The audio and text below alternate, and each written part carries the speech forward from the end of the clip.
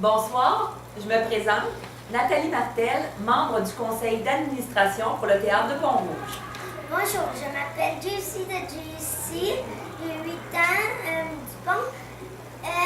Mes parents sont Nathalie Martel, Marie Dupont et mon grand frère de 10 ans, William. Qu'est-ce que tu fais pour le Théâtre de Pont-Rouge, toi? Je suis bénévole ici au Théâtre de Pont-Rouge. Bonjour, William Dupont, bénévole au Théâtre de Pont-Rouge.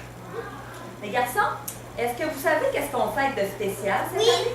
Le 25e anniversaire du Théâtre de Pont-Rouge. C'est ça, le 25e anniversaire du Théâtre de Pont-Rouge. Tout ça, là, ça a commencé en 1988. Ça fait longtemps. Oui, ça fait longtemps. T'avais 25 ans. Non, j'avais 20 ans. 20 ans. Oui, et je me rappelle encore. J'ouvre le journal, puis je vois une petite annonce. On demande des gens qui seraient intéressés à faire du théâtre à Pont-Rouge. Hey, ça me tente. Être comédienne, ça a toujours été mon rêve.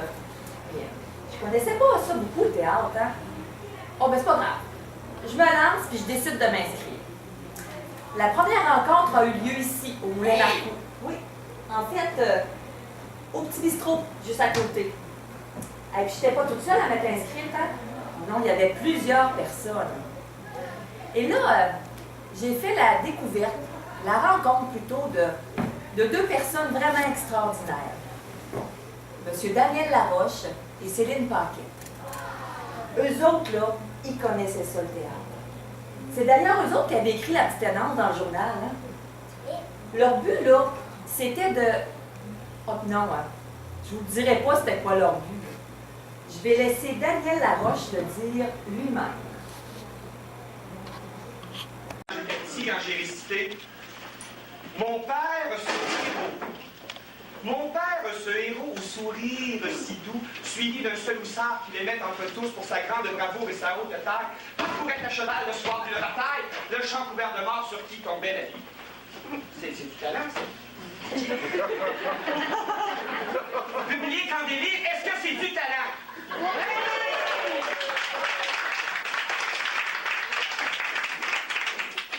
Mais c'est pas pour ça qu'ils vont demander. Ils vont demander de faire les messages. Ils me désolent un peu. Hein. C'est pas pour faire les messages.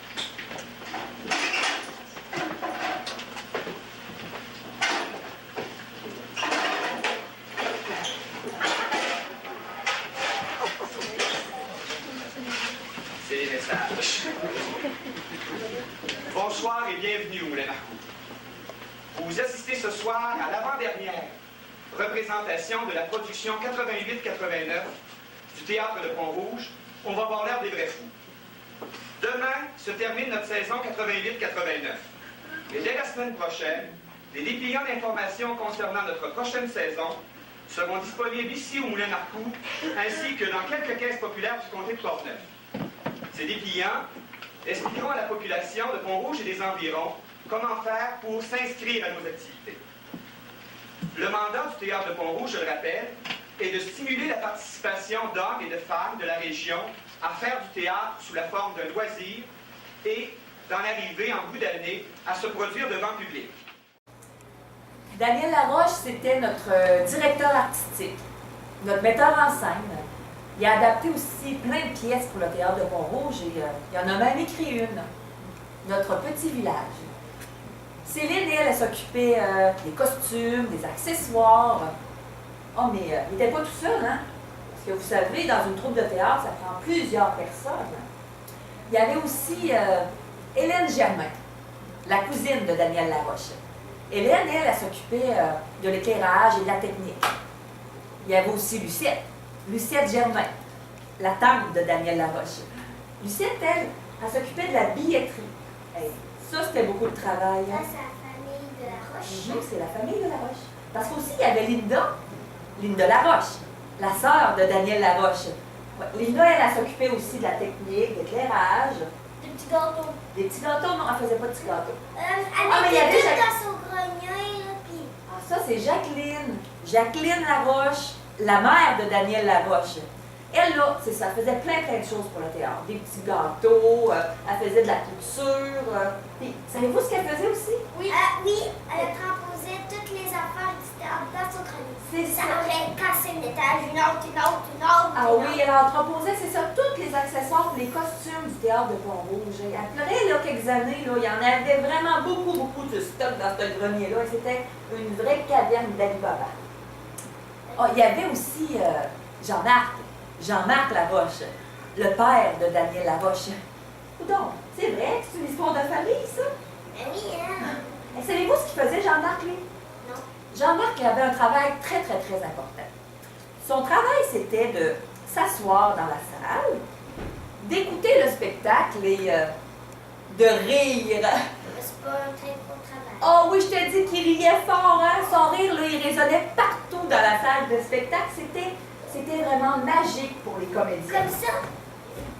C'est ici. Oh oui, comme ça. Hey, savez-vous quoi? En 1988, là, le théâtre de Pont-Rouge était prêt à présenter sa première pièce de théâtre. Vous souvenez-vous, c'était quoi le titre? C'était quoi? On va avoir l'air de vrais fous. Oui, on va avoir l'air des vrais fous. Hey, nous autres, tout ce qu'on espérait, c'était de ne pas avoir l'air trop fous. Hein? Hey, je pense, aimeriez-vous ça, voir un petit extrait de la pièce? Ah ben oui, c'est sûr. On va regarder ça. Tout de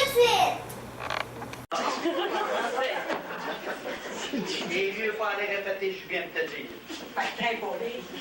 J'ai pas organisé le bonheur d'Yvette aujourd'hui. J'ai toujours fait un effort dans ces occasions-là pour obtenir mes sentiments. Non seulement, c'est Tito de pas correct, oui, regarde, non. Ah, il est bien correct, il est bien correct. Imagine-toi, là, ça vient parce que savoir qu'il y a juste toi et moi d'invités à cette noce-là. Ce serait un drame, hein? Un vrai drame. Je sais bien, ma pauvre, oui. Ce serait la chicane dans la famille, puis pour longtemps pour de ça, hein?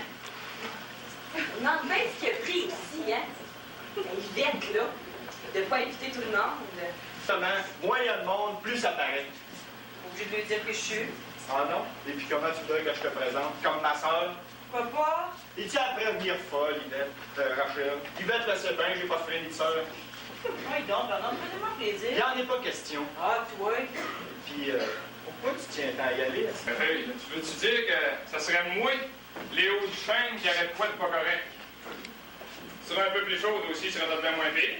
T'es assez frette, un vrai frigidaire. Quoi, un frigidaire, un congélateur? T'es rendu quand tu te déshabilles, le chauffage part.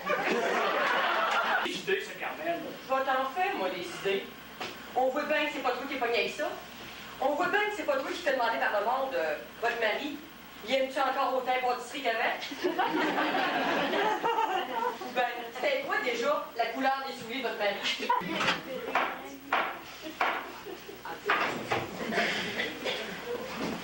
Bon, ben, si vous voulez, on va commencer maintenant, même si on est un petit peu en avance.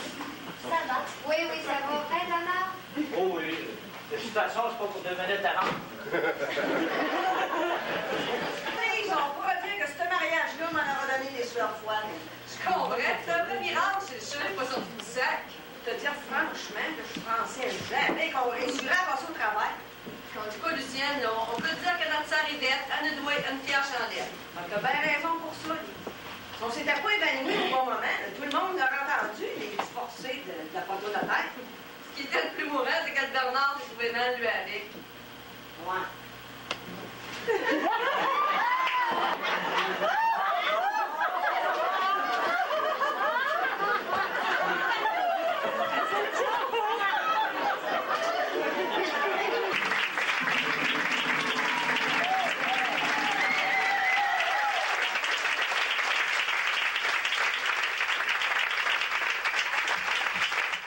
C'était très beau. Oui, mais je vous dis que nos décors n'étaient pas très élaborés. Hein? Quelques boîtes de bois, un stroboscope et un petit peu de fumée. Ah, mais avec les années, là, nos décors sont devenus de plus en plus sophistiqués. Hein? Je vous dirais même que c'était une marque de commerce pour le théâtre de Pont-Rouge. La beauté de nos décors. Et on a fait toutes sortes de décors hein, ici.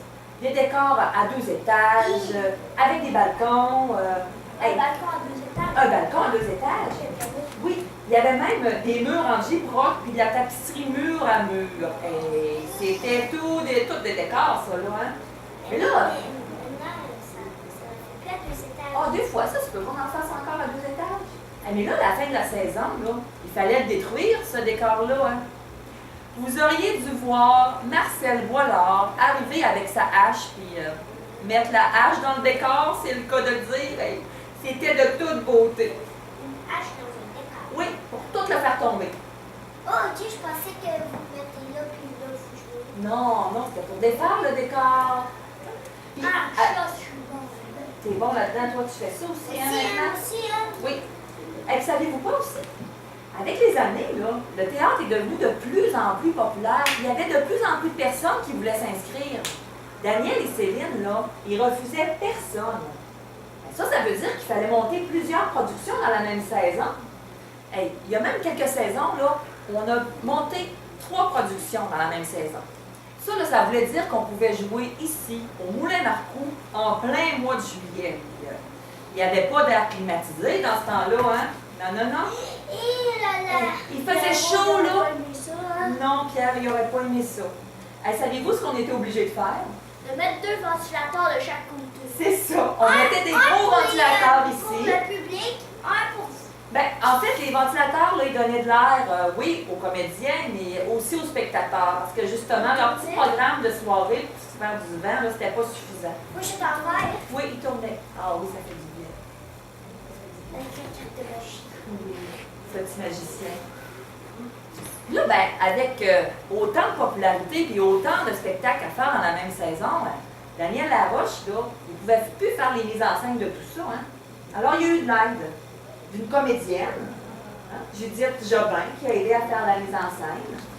Et puis, quelques années plus tard, ben, il y a un ami de Daniel Laroche qui s'est joint à la troupe de théâtre, Monsieur Jacques Portelance. Ah, je pensais que c'était une madame. Non, c'était un monsieur. Et c'était tout un personnage. Hey. Ceux qui l'ont connu, là, ils s'en souviennent encore. Je ne l'ai même pas connu. Non, tu ne l'as pas connu. C'est vraiment plate.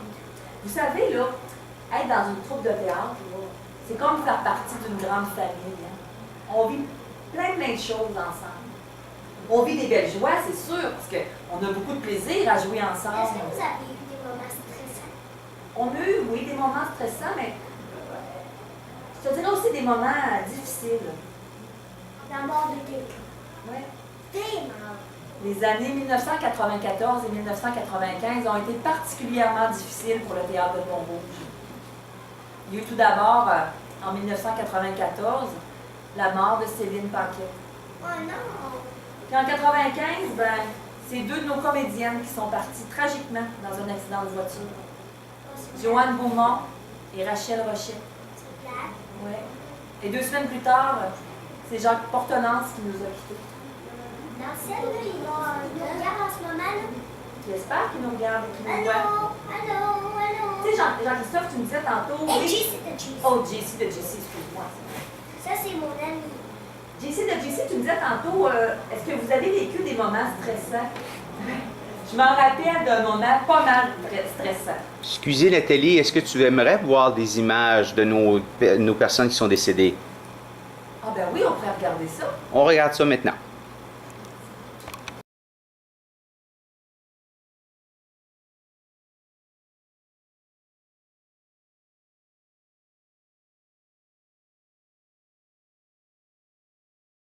On a vécu des moments stressants aussi.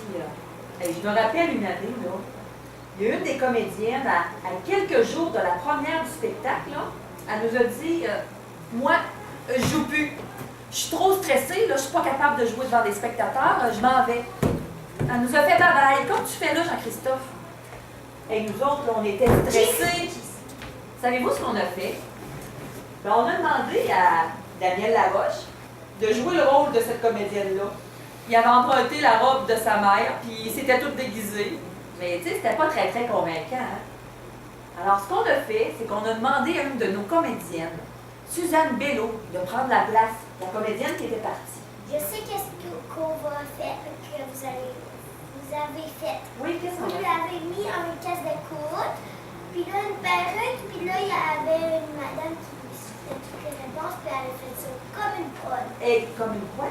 Une couronne. Une couronne, comme une pro. Oui, c'est ça. En fait, on avait installé un micro avec un écouteur sans fil, hein, avec une grosse perruque par-dessus. Puis là, ben, c'est Hélène qui soufflait les répliques à Suzanne Bello. Puis elle lui disait comment se déplacer puis où aller. Et ça, c'était stressant, hein? Et puis c'était long. Oui, mais elle a fait ça là, vraiment comme une pro. C'est ça que j'ai dit. Puis là, ben, en 1999, Daniel Laroche, il commençait à être fatigué un petit peu. Fait que là, il nous a dit, les amis, je prends une année sabbatique. Je comprends, il était fatigué.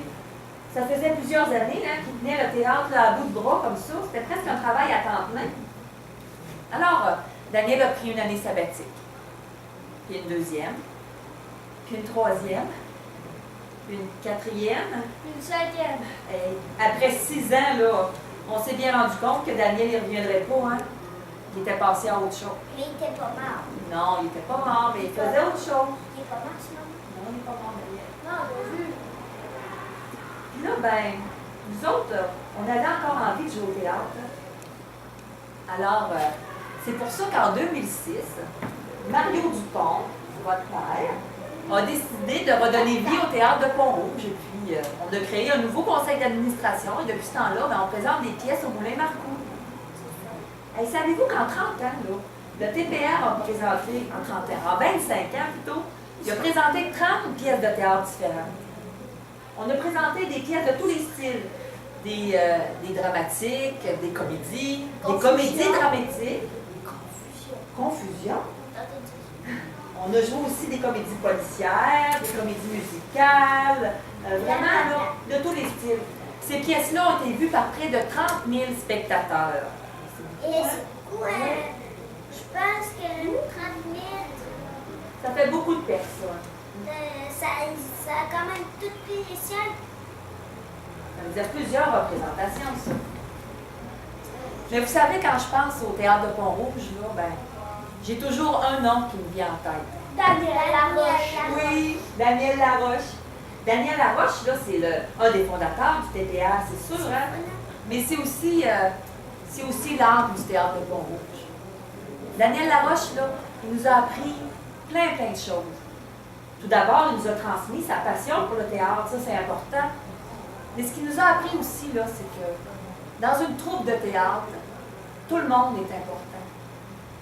Qu'on soit un comédien avec un petit rôle ou un grand rôle, qu'on soit metteur en scène, qu'on travaille à la billetterie, à la publicité, là, ben. Qu'on fasse rien, qu'on rit dans la salle. Non, mais ça, c'est pas pareil.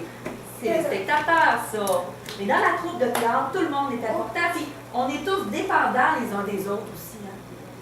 C'est comme si on était tous un petit maillon dans une chaîne. Ou une famille qui se tient la main. Ou une famille qui se tient la main. Tout ça, là, on n'est pas grand-chose, mais ensemble, là, on peut tout faire. On peut tout faire, puis on devient super fort. Puis on fait des choses magnifiques surtout. Ce que Daniel nous a appris aussi, là, c'est que le plus important, c'est et ce sera toujours le spectateur. Et c'est pour vous qu'on se doit de présenter des pièces d'une plus grande qualité possible et qu'on doit se dépasser soir après soir. Moi, ce soir, les garçons, là, j'aurais envie de dire merci. Merci, Daniel Laroche. Merci à notre fondateur.